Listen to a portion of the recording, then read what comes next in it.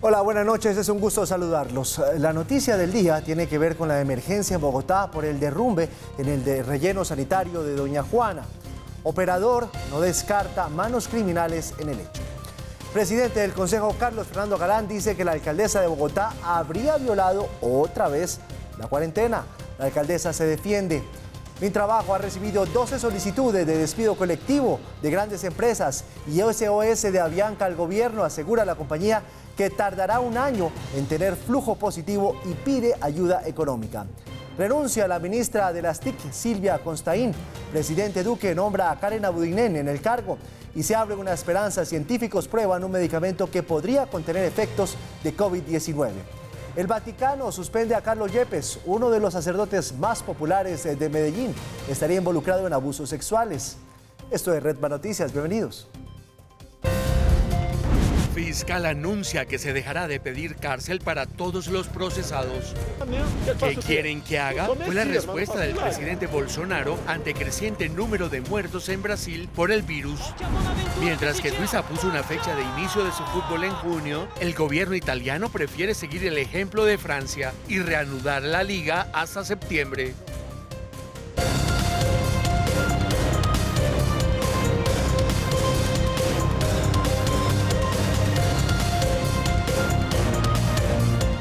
Comienza Red Más Noticias.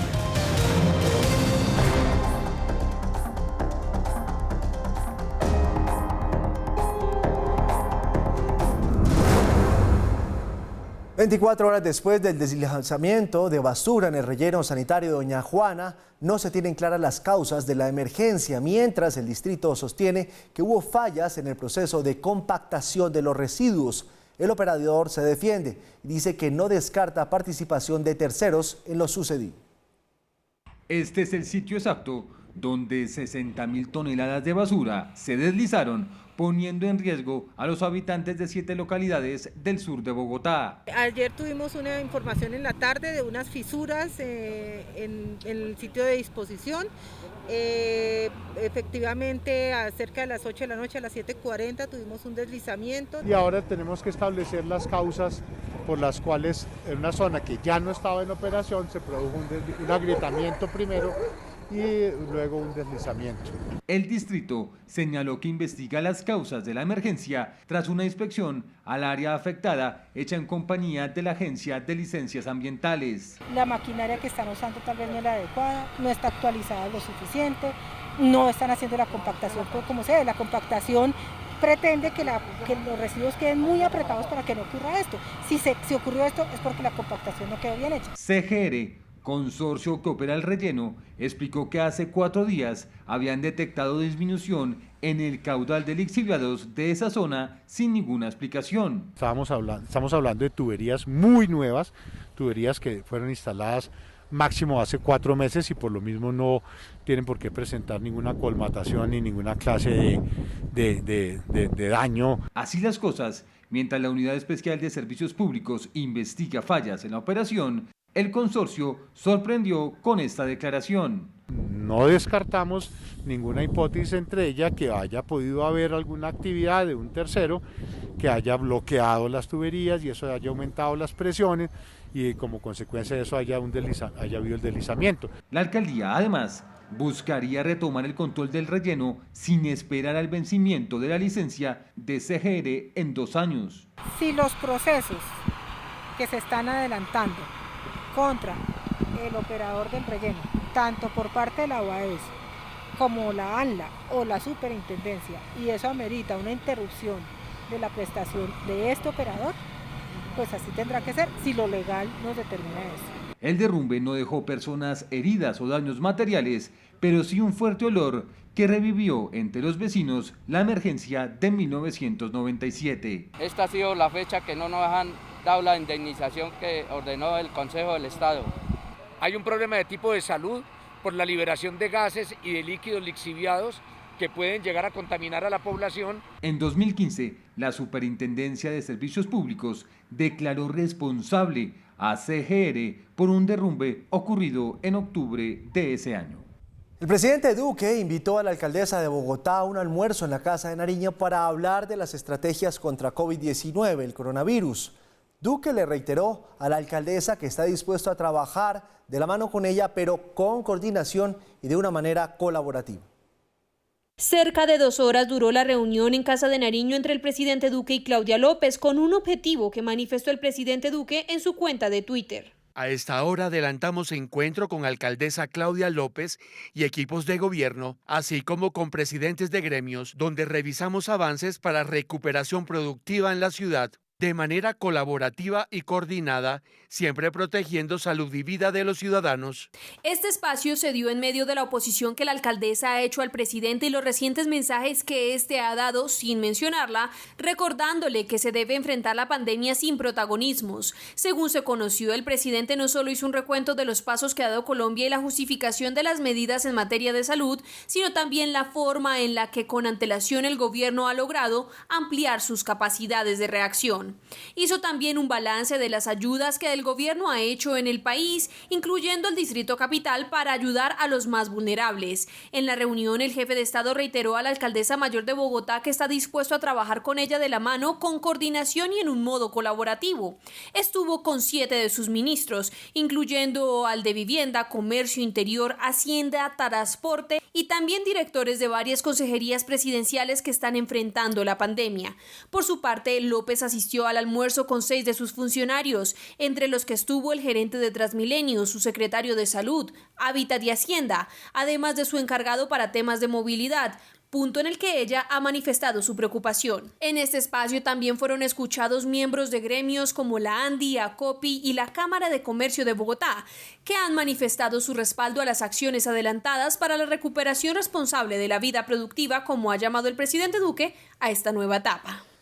El presidente del Consejo de Bogotá, Carlos Fernando Galán, denunció que la alcaldesa de Bogotá habría violado una vez más la cuarentena. Galán se basó en un trino, el cual dice que Claudia López y su esposa Angélica Lozano estuvieron en un restaurante del centro de la ciudad durante el periodo de confinamiento, recogiendo una pizza. La alcaldesa rechazó el señalamiento. En un trino, el actual presidente del Consejo, Carlos Fernando Galán, sorprendió al anexar una foto publicada el 29 de marzo en la cuenta de un restaurante del barrio La Macarena y en la que se ve a la mandataria esperando un pedido. Ayer nos visitó la alcaldesa Claudia López y la senadora Angélica Lozano. Gracias, alcaldesa y senadora, por apoyarnos y confirmar que lo estamos haciendo bien. En el mismo tuit, Galán señaló que ciudadanos han demostrado evidencias de más infracciones a la cuarentena que se sumarían a la del supermercado. ¿Cuántas veces han violado la cuarentena? Si para salvar vidas pedimos a la gente que cumpla las reglas, hay que dar ejemplo. Por la misma vía, le respondió la alcaldesa. Concejal, usted sabe que por mis funciones de autoridad sanitaria, de emergencias y orden público no tengo ninguna restricción de movilidad. Merco y compro mi comida como cualquier ciudadana. No puedo quedarme en casa, trabajo para cuidar a 8 millones de personas. Aunque en la fotografía no se ve a la senadora Angélica Lozano, en el trino se habla de las dos. Sin mencionar a la alcaldesa, el fiscal general explicó por qué debe abrir investigaciones a los funcionarios que incumplen las medidas de aislamiento. Muchas personas en este país critican y dicen, es que el fiscal inicia investigaciones porque sí. No, el fiscal no inicia investigaciones porque sí. El fiscal inicia investigaciones porque si no las inicia, incurre en delito de prevaricato por omisión, porque eso me lo dice la Constitución en el artículo 250. Hace 2 días, López había pedido disculpas por irse de compras con su esposa, la senadora Angélica Lozano. Hacemos un repaso por la cifra de contagios hoy en nuestro país, las cifras oficiales que entrega a diario el Ministerio de Salud.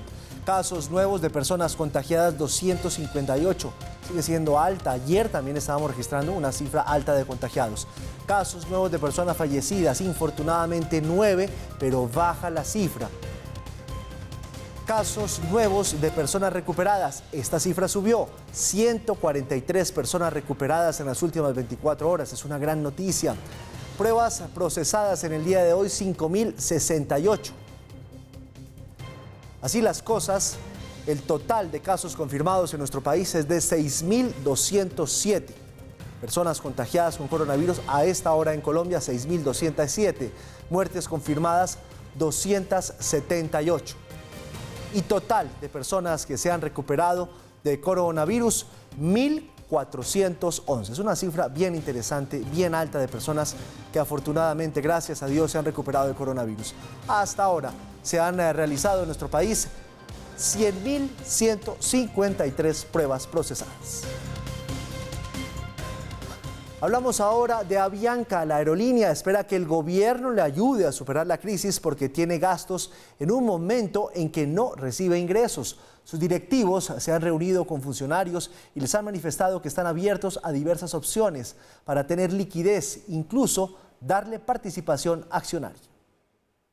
El presidente de Avianca, Anko van der Berg, ha dicho que la compañía se está quedando sin recursos al cumplir con sus obligaciones sin que estén recibiendo entradas. Debido a esa situación, espera que el gobierno intervenga, como lo han hecho en otros países. Sobre la mesa hay diversas consideraciones, como una combinación de garantías, repago de deuda o participación accionaria. No hay probablemente una solución o un mecanismo solo, ¿no? Único. Entonces nosotros, y quiero ser muy claro, totalmente abiertos. 70% de nuestros empleados, ¿no? Alrededor de 15.000, 16.000 están en Colombia. La propuesta ha causado polémica porque hay quienes consideran que no es una empresa colombiana y no debería buscarse aquí su salvación. Pero hay otras razones. Avianca ya traía problemas financieros muy serios antes de la pandemia. El costo de oportunidad social tan grande que esto representaría para el gobierno. No es posible tener desde el punto de vista financiero la solvencia necesaria por parte del gobierno para empezar a apoyar empresas extranjeras para poder solucionar sus temas financieros en esta crisis. El presidente de Avianca dice que aunque la holding no tiene su base en Colombia, en este país sí está su mayor operación y también su historia. La situación que atraviesa Avianca la vive en aerolíneas del mundo entero y en muchos países es cierto que los gobiernos han anunciado que la respaldarán. Por ejemplo, para Singapore Airlines se anunció 13.000 millones de dólares, para Air France y Lufthansa cada una más de 10.000 millones de euros, y en Estados Unidos la cifra inicial de la que se habla es de 25.000 millones de dólares. También se ha comenzado a hablar de la reducción de la flota y revisión de rutas, como lo anunció British Airways, o de la transformación temporal de aviones de pasajeros en aeronaves de carga, mientras la Unión Europea define un nuevo marco legal de ayudas para empresas estratégicas, entre las cuales están las aerolíneas. El fiscal general anunció que ya no se pedirá cárcel para todos los procesados. El anuncio significa un cambio drástico en la lucha contra la criminalidad por parte de la Fiscalía, que ahora busca menos demandas contra la nación y una reducción significativa en la ocupación en las cárceles. Así lo anunció el jefe del ente acusador en medio del debate de cadena perpetua para violadores de menores de edad. La Fiscalía no puede seguir siendo simple y llanamente una entidad que de forma preventiva empieza a tomar decisiones y esas decisiones generan hoy ya un 60% del atiborramiento de demandas por privación injusta de la libertad. La directiva, que se emitirá en los próximos días, señala que solo se pedirá cárcel para casos específicos y de gravedad. La Fiscalía General de la Nación hará una directiva, y en este caso dirigida por mí, y de forma de instrucción a los diferentes fiscales del país, para que se utilice la medida de aseguramiento de privación de libertad de forma excepcional para darle sentido al sistema acusatorio en Colombia. De acuerdo con el fiscal, la forma en la que actualmente se llevan los procesos ha generado una reacción significativa en los resultados en materia de justicia. Muchos jueces, ante la circunstancia o la particularidad del caso, lo que hacen es optar por una absolución. El fiscal señaló que él es un funcionario garantista y que la entidad que dirige también lo es, por lo que se implementarán otras medidas contempladas en la ley para afrontar los procesos. A propósito de las cárceles, sigue aumentando el número de contagiados en la cárcel de Villavicencio. El último reporte revela que ya son 306 las personas contagiadas con COVID-19 en ese centro de reclusión. De acuerdo con la información que se ha entregado en los últimos minutos, en las últimas 48 horas se confirmaron más de 100 casos en personas privadas de la libertad y en guardianes del IMPEC que trabajan en la cárcel. Cambios en el gabinete del presidente Iván Duque. Renunció la ministra de las TIC, Silvia Constaín. El anuncio lo dio el mismo presidente de la República tras una reunión en la cual Silvia Constaín le entregó personalmente su carta de renuncia. Que me he reunido con la ministra Silvia Constaín y le he aceptado la renuncia al Ministerio de las TIC. La ministra Constaín va a iniciar un nuevo proceso en su vida profesional y quiero expresarle mi gratitud por el servicio que le ha prestado a nuestro país. El presidente agradeció la labor de Costaín, quien desde el inicio de su mandato estuvo al frente del ministerio, que adelantó la subasta del espectro y la ley de TICs. Agradecerle también los avances para que nuestro país tenga una mayor cobertura en sus redes, el avance también donde hoy podemos decir que tenemos el mayor aporte de regalías por el registro de dominio nacional. Agradecerle también el plan de conectividad en el territorio. El mandatario también anunció quién será la nueva jefe de esta cartera. Y quiero también informarles que la nueva ministra de las TIC es la doctora Karen Abudinen. La doctora Karen se ha desempeñado como alta consejera para las regiones, estuvo también a cargo de la Consejería Política. La doctora Karen Abudinen asume este reto y lo asume con un compromiso muy grande, que hagamos el mayor despliegue de conectividad en los próximos 2 años y medio en todo el territorio nacional. Por su parte, la nueva ministra asignada se pronunció por redes sociales. Vamos a trabajar sobre lo construido, pero también quiero trabajar incansablemente por la equidad para conectar a Colombia y sus regiones, sobre todo en las zonas rurales, y lo haremos con la infraestructura necesaria.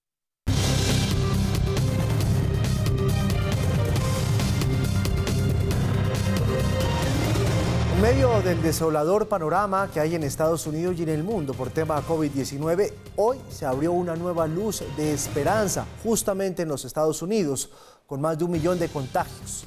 Hoy fue anunciado que el antiviral Remdesivir ha dado buenos resultados en pacientes con COVID-19. Vamos a ver si esto ya se puede publicitar y dar como un hecho. Sería una gran noticia.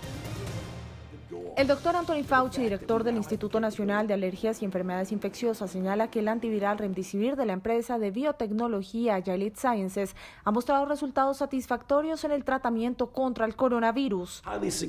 Los datos muestran que el Remdesivir tiene un efecto claro, significativo y positivo al disminuir el tiempo de recuperación. Celebró los resultados del primer ensayo con el medicamento. Lo que se ha demostrado es que este medicamento puede bloquear este virus. Y les daré un ejemplo en un momento de por qué lo pensamos así. Mirando hacia adelante, esto es muy optimista. La tasa de mortalidad tendió a ser mejor en el sentido de menos muertes en el grupo Remdesivir, 8% versus el 11% en el segundo placebo. Donald Trump invocó la ley de producción de defensa con el fin de mantener abiertas las plantas procesadoras de carne considerados focos de contagio de COVID-19.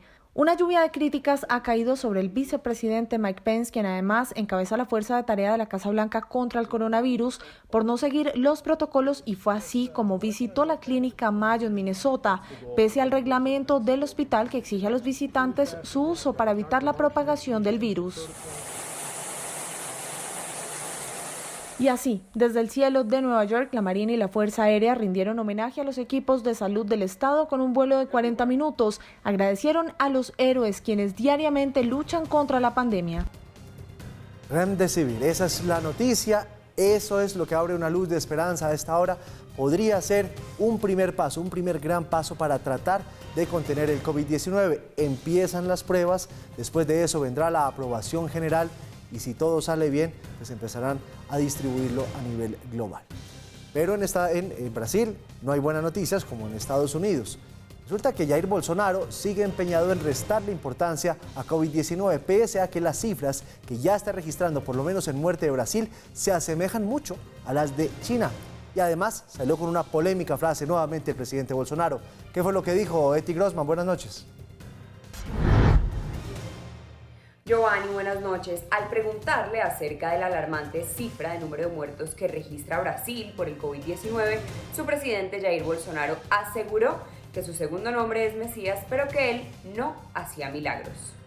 Brasil llegó a las 5.466 víctimas fatales por COVID-19 y superó la cifra de muertos que reportó China, el país donde inició el brote.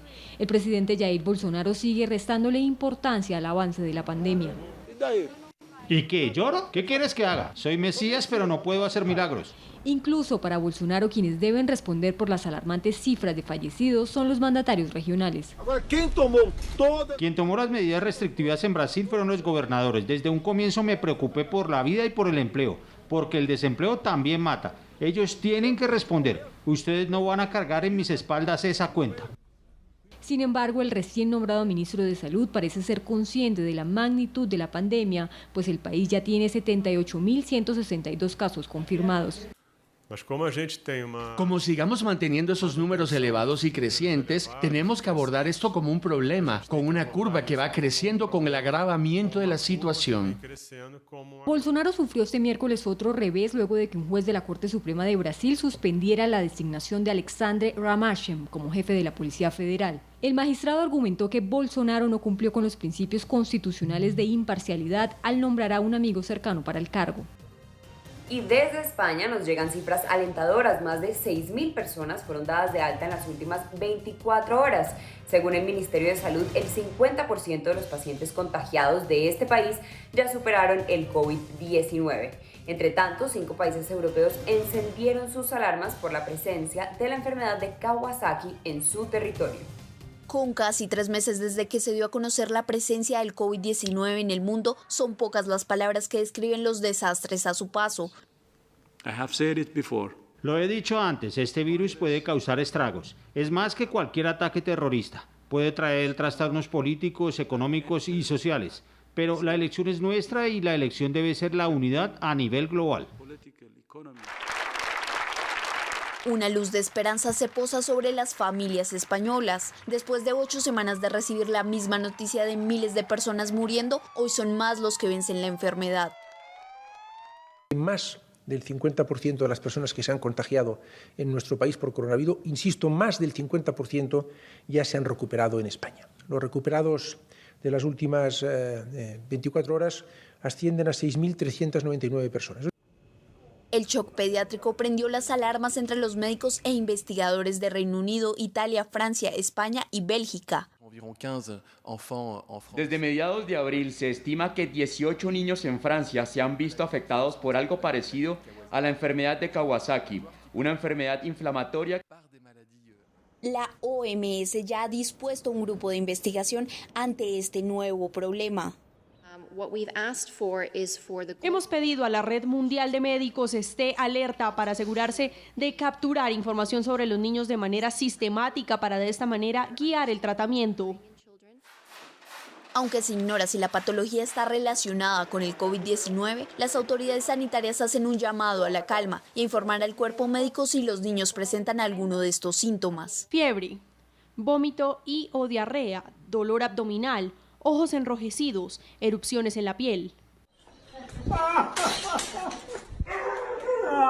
Abrazar, una acción que nos ha arrebatado el COVID-19, hoy es permitido en Suiza, que levantó las restricciones de contacto físico. Los niños menores de 10 años podrán volver a abrazar a sus abuelos. Noticia en Medellín, el Vaticano suspendió a Carlos Yepes. Él es uno de los sacerdotes más populares de la capital de Antioquia. Tienen motivos para pensar que estaría involucrado en el espinoso tema de los abusos sexuales en esa diócesis.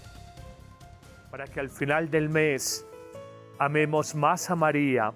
Este fue el último mensaje del padre Carlos Yepes a través de sus redes sociales, en el que convocaba un homenaje diario a la Virgen María con ocasión del inicio del mes de mayo. Pocas horas después fue notificado la orden del Vaticano de suspenderlo por aparentemente estar vinculado a un escándalo de abuso sexual. La arquidiócesis de Medellín, en cabeza de Monseñor Ricardo Tobón, explicó a través de un comunicado que tras las denuncias realizó las indagaciones y procedió a informar a la Santa Sede que hoy suspendió al sacerdote. Acatando lo establecido, se ha enviado la información a la Congregación para la Doctrina de la Fe y esta ha ordenado recientemente la realización de un proceso judicial penal conforme al Canon 1721 del Código de Derecho Canónico. Se dará seguimiento a esta disposición cuando el Gobierno Nacional autorice la apertura de las oficinas de la Curia Arquidiocesana terminada la cuarentena por el COVID-19. Yepes, uno de los sacerdotes más populares del país, fue capellán de la Alcaldía de Medellín y de la Gobernación de Antioquia. Es muy activo en redes sociales y ya había estado involucrado en un escándalo similar en 2013, cuando un hombre lo acusó de abuso sexual en 1995. En ese momento el sacerdote superó el escollo y reveló que esa persona se retractó de las acusaciones. Lo hice en un momento de rabia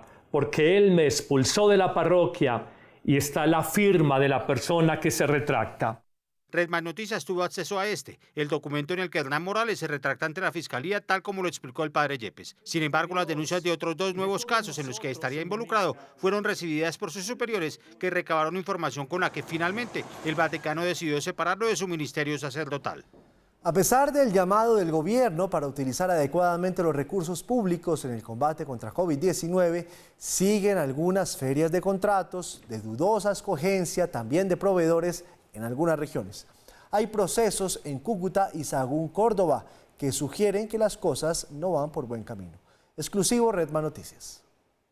En el Hospital Erasmo Meos de Cúcuta, el mismo que contrató un libro sobre su historia por 58 millones de pesos en plena pandemia, las cosas van de mal en peor. Mientras la crisis del COVID se agudiza, su gerente José Agustín Ramírez decidió darle prioridad a la compra de un equipo completo de sonido. Este documento confirma que el hospital aceptó la propuesta comercial de un proveedor de Bucaramanga, quien le ofreció a cambio de 23 millones de pesos un completísimo equipo que incluye un procesador digital de audio, micrófonos inalámbricos de mano y micrófonos inalámbricos de diadema. El trato se adelantó en apenas una semana. El 25 de marzo, cuando ya estábamos bajo cuarentena, el hospital expidió el certificado de disponibilidad presupuestal y una semana después, el 1 de abril, se aceptó la oferta comercial del proveedor. Pero no es el único contrato que llama la atención de las últimas semanas. El mismo Hospital Erasmo Meos decidió invertir algo más de 12 millones de pesos en un contrato para proveer el servicio de doblez y cortes para, entre otras cosas, los marcos y las puertas de las ventanas.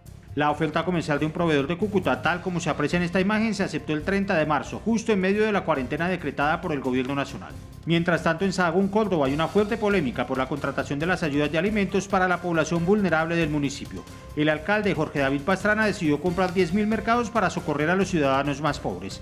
A la luz de la emergencia decretada por el funcionario con ocasión de la pandemia, su administración contrató como proveedor de los mercados a una empresa llamada Innova Servicios SAS.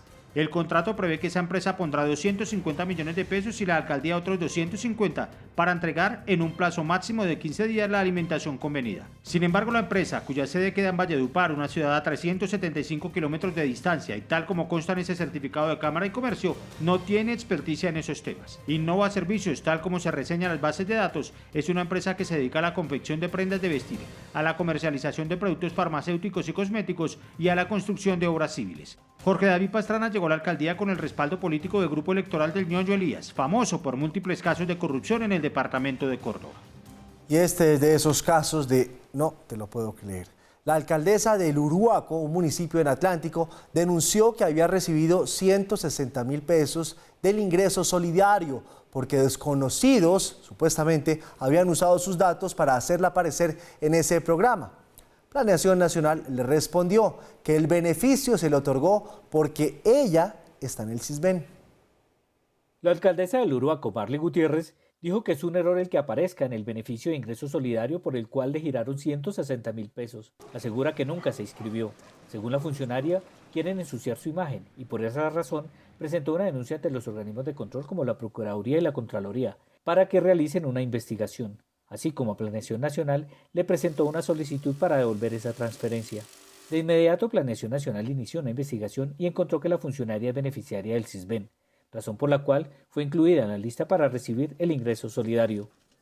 En una carta que firma el director de Planeación, Alberto Rodríguez, le explica que ella misma fue quien proporcionó la información que se le da al CISBEN bajo juramento, razón por la cual su hogar fue clasificado en el grupo de población vulnerable.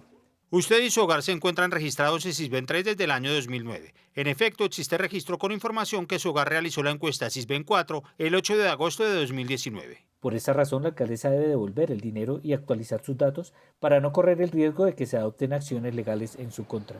No obstante, la funcionaria contestó desde su departamento que no tenía ni idea que estaba registrada en el CISBEN y que se enteró luego de solicitar información al jefe del programa en el municipio, a quien también le pidió que le explicara qué hacer para salirse.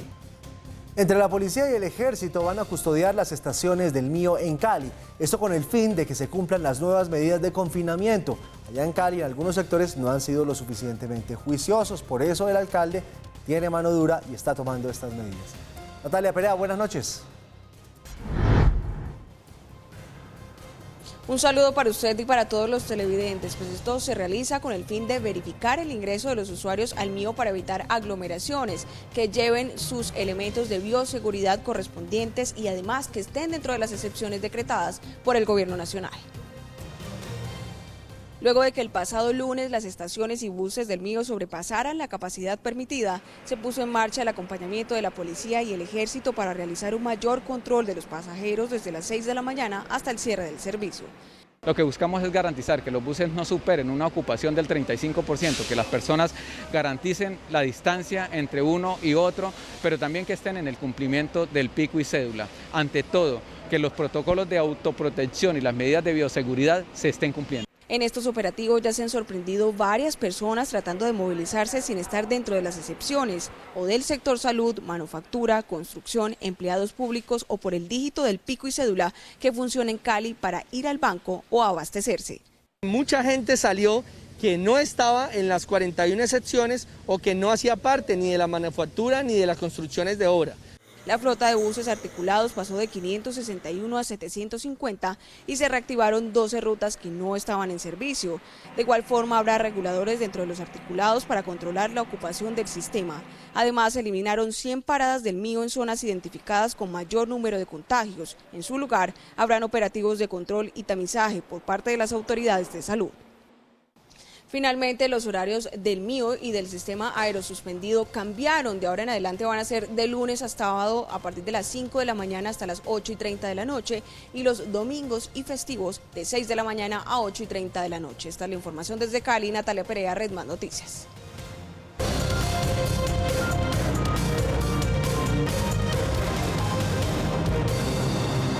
El caso de Villa, el futbolista colombiano en Argentina, se convirtió en todo un novelón, porque están hablando de violencia intrafamiliar, pero él también dice que es víctima de una extorsión. La historia completa, Carlos, buenas noches. Pues Giovanni, lo único que sabemos de momento con certeza es que el caso está en la justicia argentina, quien tendrá que ser la que investigue y decida quién tiene la verdad de los dos. En este caso, de momento sí que podemos deciros que el caso se enrevesa y hoy se hizo público el informe médico que detalla los golpes y las heridas que habría sufrido la pareja Daniela Cortés en esta supuesta pelea. También, sobre todo en este informe, está un sobrecogedor relato sobre las amenazas que habría recibido también Daniela Cortés de Sebastián Villa.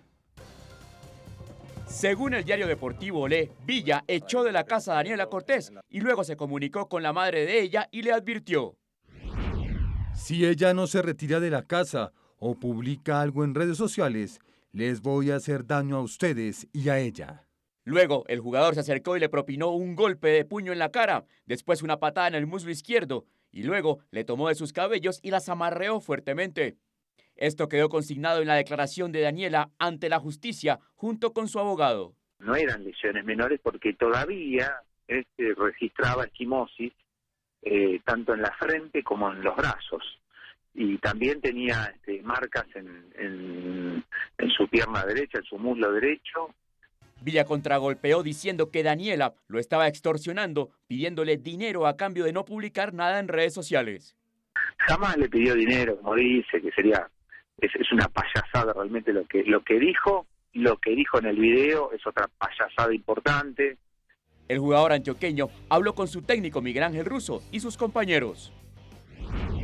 Se los juro por mi madre que está mal de salud, que en ese tiempo no la he tocado y que yo voy a aclarar las cosas. Les pido disculpas. De otro lado, se supo que el técnico de River Plate, Marcelo Gallardo, le aconsejó a Juan Fernando Quintero que no se inmiscuyera en el asunto y no le diera resguardo a Villa.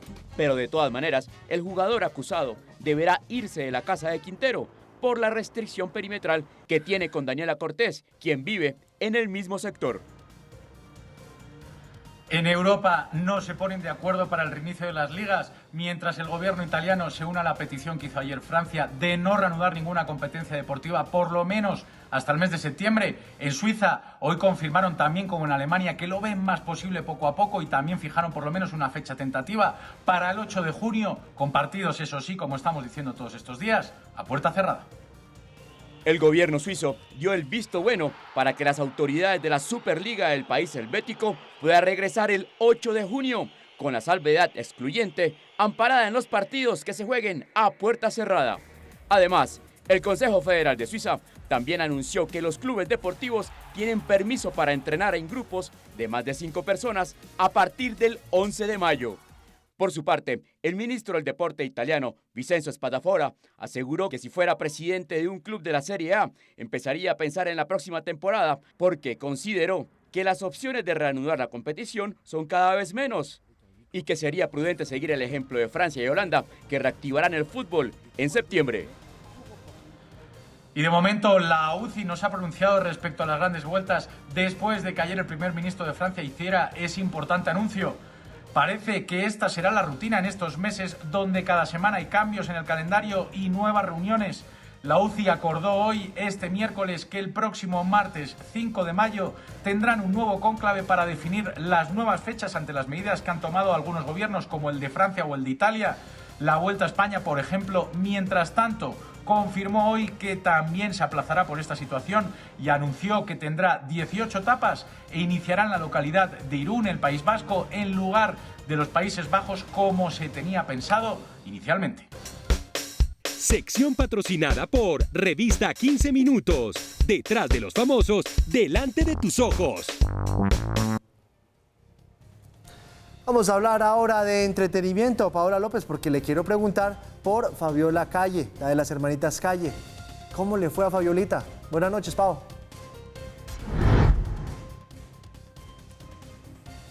Giovanni, televidentes, buenas noches. Un gusto saludarles con la información del entretenimiento y empezamos con una muy buena noticia y tiene que ver con Fabiola Calle, de las hermanitas Calle.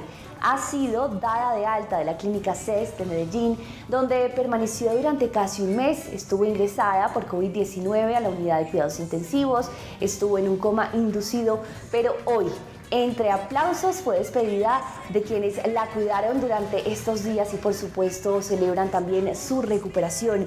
Estuve muerta por 3 días y Dios, a través de los médicos de la clínica CES, me devolvieron la vida. Eso fue lo que dijo justo a su salida. Recuperación para Fabiola Calle, quien seguirá en esta rehabilitación seguramente desde su domicilio y cuidada por quienes más la quieren.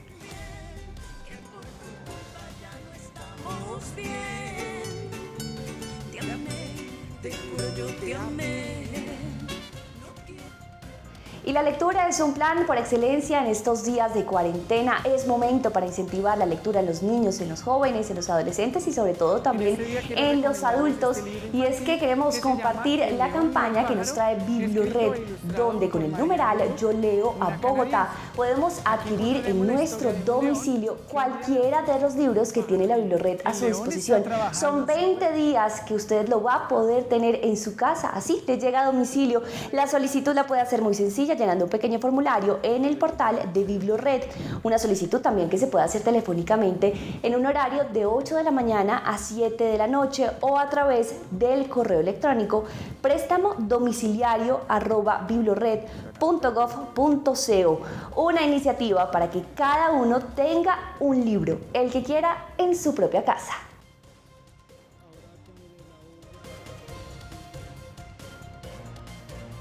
Y compartimos el anuncio que ha hecho la Academia de los Premios Oscar respecto a la próxima edición, que será seguramente a finales de febrero de 2021, y tiene que ver con que las películas que pretendan ser nominadas no tendrán que ser necesariamente estrenadas en salas de cine. Esto por cuenta del COVID-19 y porque se entiende que las salas de cine están cerradas y muchas películas han tenido que cancelar o posponer sus estrenos. Hasta nuevo aviso, y solo para la edición número 93 de los premios, las películas que tenían planificado un estreno en cines, pero que antes estén disponibles en un servicio de emisión digital streaming, podrán ser elegibles para las categorías de mejor película, los apartados generales y de especialidad. Pues esta fue la información que compartió la Academia en un comunicado. Esperemos a ver entonces qué pasa y si esto abre la puerta para que muchas películas puedan ser nominadas a los premios Oscar.